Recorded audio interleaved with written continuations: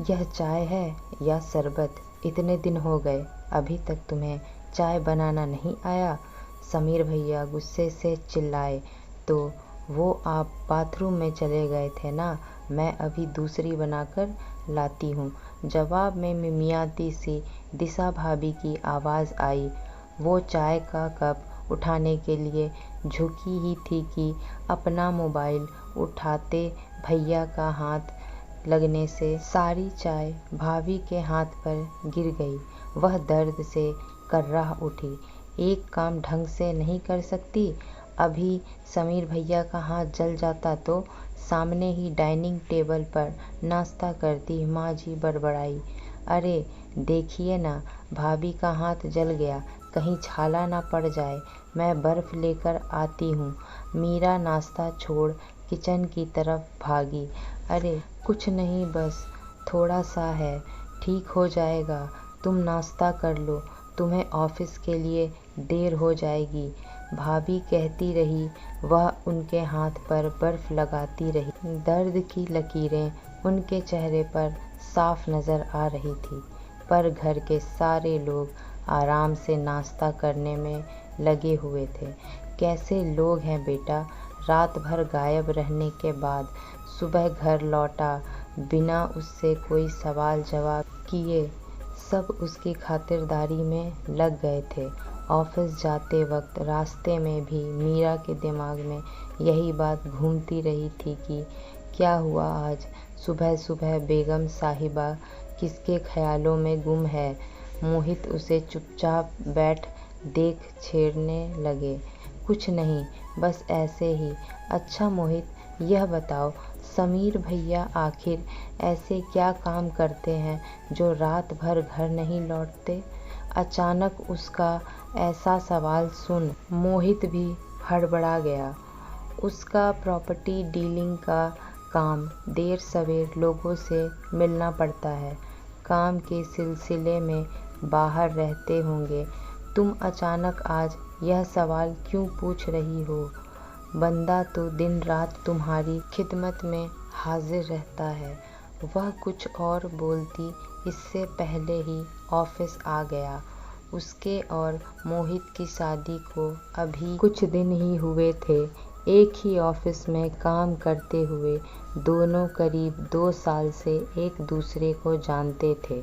जब दोनों ने शादी का फैसला लिया तो पता नहीं क्यों मीरा की माँ मोहित के घर वालों से मिलकर खुश नहीं हुई थी। कितनी अच्छी और पढ़ी लिखी फैमिली है माँ। मोहित के पापा कॉलेज में प्रिंसिपल हैं, माँ जी समाज सेविका है, भैया का अपना बिजनेस है। दोनों बड़ी बहनों की शादी हो चुकी है और दिशा भाभी उनसे मिलकर लगा ही नहीं कि वह मेरी होने वाली जेठानी है। बिल्कुल बड़ी बहन की तरह प्यार से मिली वह मुझसे। और बचा मोहित, उससे तो कई बार आप मिल चुकी हैं। कितनी इज्जत करता है वह आपकी, फिर आप क्यों परेशान हैं? उसे माँ की हर चिंता फिजूल लग रही थी। शायद तू सही कह रही है बेटा, भगवान करे ऐसा ही हो, पर पता नहीं क्यों मुझे कहीं कुछ खटक रहा है। हो सकता है यह मेरा वहम हो। तुझे अकेले पाला है, इतना प्यार करती हूँ, इसीलिए चाहती हूँ ज़िंदगी में तुझे कोई परेशानी ना हो, तू हमेशा खुश रहे। और वह मोहित के प्यार में खोई माँ की चिंता और डर को नज़रअंदाज कर अपनी शादी के सुनहरे सपने बुनती रही। पर अब समीर भैया का दिशा भाभी के प्रति ऐसा व्यवहार और मम्मी जी पापा जी का तटस्थ रहना उसे माँ के डर और आशंका की वजह समझ में आ रही थी। मोहित ऑफिस के काम से 3-4 दिन के लिए बाहर गए हुए थे। रात में सब लोग खाना खा लेने के बाद वह दिशा भाभी के साथ मिलकर किचन समेट रही थी। वह आरोही आकर रोने लगी तो वह उसे सुलाने चली गई। तभी समीर भैया आकर बोले, जल्दी से मेरा खाना लगा दो, भाभी आती इससे पहले ही वह अपना खाना गर्म करके टेबल पर रख अपने कमरे में आ गई। उसे अभी कुछ ही देर हुई थी, समीर भैया ने चीखने की आवाज़ आई, ये खाना बनाया है तुमने? इतना ठंडा और बेस्वाद, गर्म कर सकती थी। वह जब तक बाहर आई, उसके देखते देखते उन्होंने दिशा भाभी के गाल पर एक थप्पड़ लगा दिया। यह क्या कर रहे हैं भैया? इसमें भाभी की कोई गलती नहीं है। आज खाना मैंने बनाया है। भाभी तो आरोही को सुला रही थी। आपके लिए खाना मैं ही रख कर गई, वह भी गर्म करके। आप ही अपने मोबाइल पर लगे हुए थे। वह रोती हुई भाभी को एक तरफ हटाकर बोली। उसे देखकर भैया पीछे हट गए। तभी भांजी आकर चिल्लाई, मीरा तुम चुप रहो, यह इन दोनों के आपस का मामला है। आपस का मामला नहीं, यह हमारे घर का मामला है। यह इतनी भी बड़ी बात नहीं है कि अपनी पत्नी पर हाथ उठा दिया जाए। मैं तो देखकर हैरान हूँ कि भैया चाहे गाली गलौज करते रहें, भाभी पर हाथ उठाते रहें और हम सब इन दोनों की आपस का मामला है कहकर तमाशा देखते रहें। आप चुप रह सकती हैं, लेकिन मैं चुप नहीं रहूँगी। भाभी आप चलिए मेरे साथ, मेरे कमरे में आरोही को लेकर आती हूँ। वह आगे बढ़ी ही थी कि पापा जी की आवाज़ आई, छोटी बहू अपने कमरे में जाओ।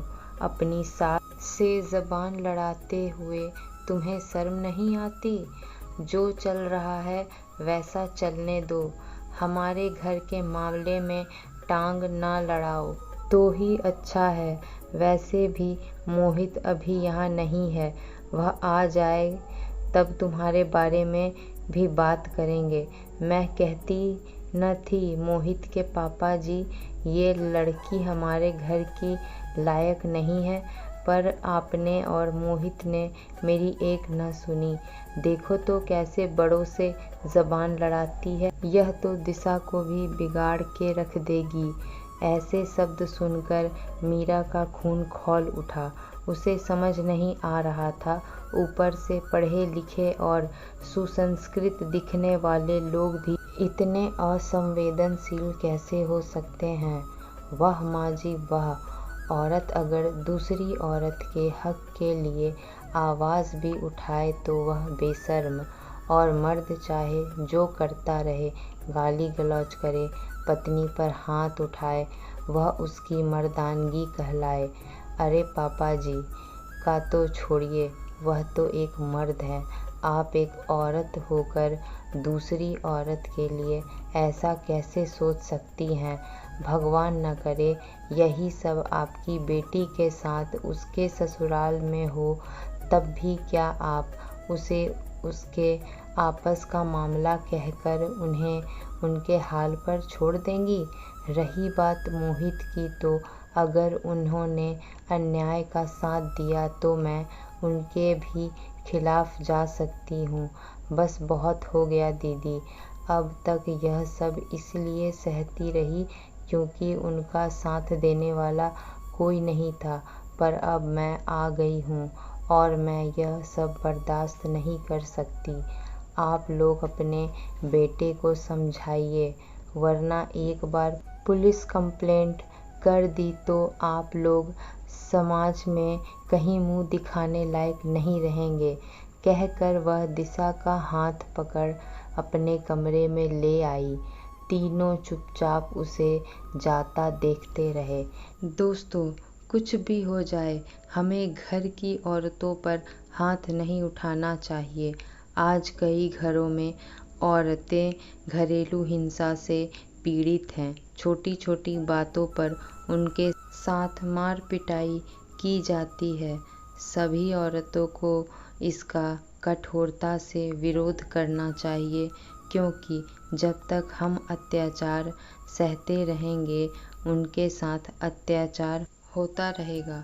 दोस्तों, हमारी कहानी कैसी लगी हमें कमेंट में ज़रूर बताएं। ऐसी ही पारिवारिक कहानियों को सुनने के लिए हमारे चैनल को सब्सक्राइब करना ना भूलें। धन्यवाद।